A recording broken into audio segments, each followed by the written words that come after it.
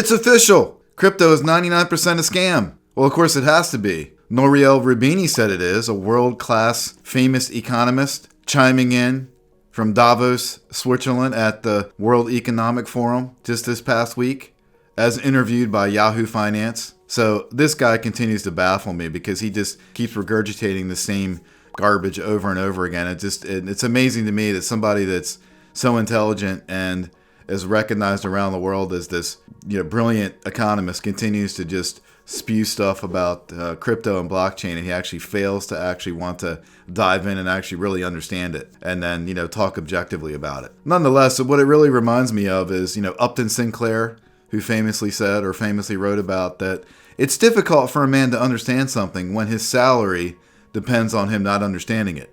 And if there's ever a best example of that, it's right here with Nouriel Roubini. He fails to understand blockchain because he spent decades invested in being a legacy economist with legacy thinking, and he's got one and only one paradigm. And so this brand new technology threatens all of that. So of course, I guess that's what you would default into, is just spewing negative stuff without actually investigating or digging into it or researching it in any way whatsoever. That's what he does. So this guy is just, he's always been like this, and there's lots of naysayers that are out there. So first of all, let's just break it down a little bit technically. So he says 99% of all crypto is a scam. Well, let's just look at Bitcoin for a second. So the total market capitalization right now, Bitcoin represents about 40% total market cap. Okay, then Ethereum is another 20%. So the two of those together is 60%. But Bitcoin's got 40% of the total market cap. Bitcoin is not a scam in any way whatsoever. As a matter of fact, it's everybody's friend, and so many people still fail to understand this. But if the narrative is, oh, this is a payment rail from a banker's paradigm, and say, oh, well, it's not a fast blockchain. How's it going to compete with Visa-style transactions at 10,000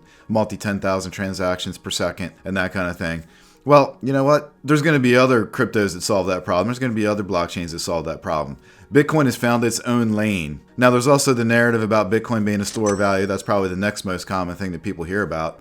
And of course it is. It's the scarcest asset on the planet. Less than 21 million Bitcoin. Gold is actually not scarce. Gold is actually, there's pockets and the reserves that are around the world are simply not mined until it makes economic sense. But we actually know ahead of time and can graph out what the supply is of Bitcoin. We know exactly what it's going to be. So nonetheless, scarcest asset on the planet. But further than that, the other value proposition, the thing that most people don't talk about, is the immutability proposition. And as Andreas Antonopoulos said, Bitcoin is a monument to immutability, like the Great Pyramids. So we have this blockchain that records transactions, but it's not just a change of value. You can actually put a hash, which can represent any piece of information, into the Bitcoin blockchain. So the store of value alone is a great proposition, and the fact that it's a scarce asset. But the immutability piece is the thing that goes under the radar. And if Nouriel Roubini actually wanted to make just the tiniest little bit of effort to understand that, I would suspect he'd be evangelist of this technology. And yes, are there scams in crypto? Absolutely, there's scams in crypto. Of course, there's scams in anything. There's fraudsters everywhere. There always has been. There always will be.